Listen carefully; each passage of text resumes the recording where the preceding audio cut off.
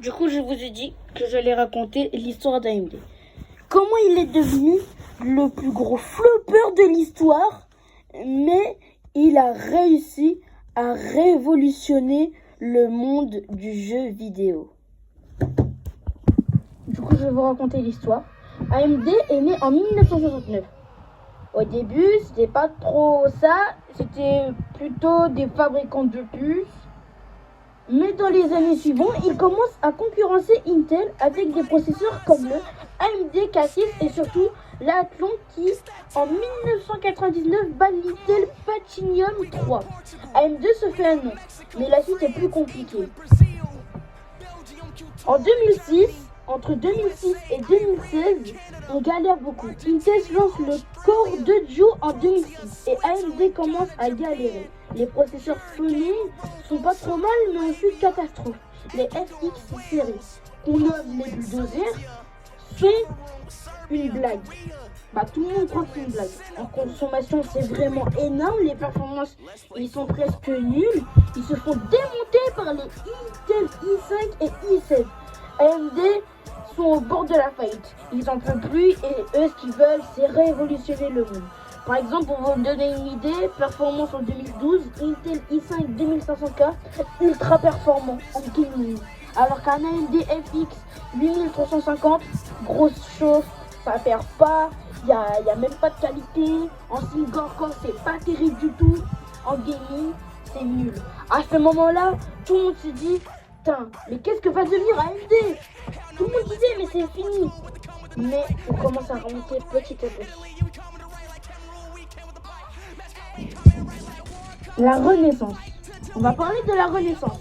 L'arrivée des Ryzen 2017. Puis tout d'un coup, en 2017, on ne comprend pas. AMD lance une nouvelle truc. Ils ont lâché une bombe tombée du ciel. Le Ryzen, basé sur l'architecture Zen, Ryzen 7 1700 rivalise avec les Intel Core i7. Pour 2 fois moins cher, pour la première fois en je sais pas combien d'années, AMD devient une vraie option pour moins cher. Par exemple, pour les performances, en 2018, on va apprendre Intel i7 8700K était toujours meilleur en gaming, mais l'AMD Ryzen 7 2700X était ultra puissant en multitâche et moins cher. AMD remonte, mais c'est en 2020 que tout bascule. Il bascule, scène, AMD domine avec les Ryzen 5 et les 3D V-Cache. Avec les Ryzen 5 de la série 5000, AMD bat Intel pour la première fois en gaming et en productivité. Le Ryzen 5800X 3D avec son 3D V-Cache explose tous les records. Intel est obligé de réagir avec leur Alder Lake et Raptor Lake. Mais AMD a prouvé qu'ils étaient là pour y rester, ils vont y rester des années encore. Par exemple, pour leur performance en 2022, AMD Ryzen 7 5800X 3D était le meilleur processeur gaming du monde grâce à son cache.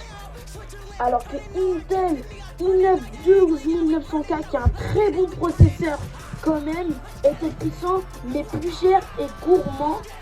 Du coup, on se dit AMD est passé de risible à leader du gaming.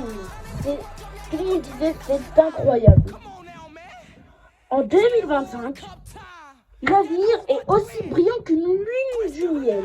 Aujourd'hui, on tout avec un Ryzen 7 7000 et un Ryzen 8000 de la série 8000.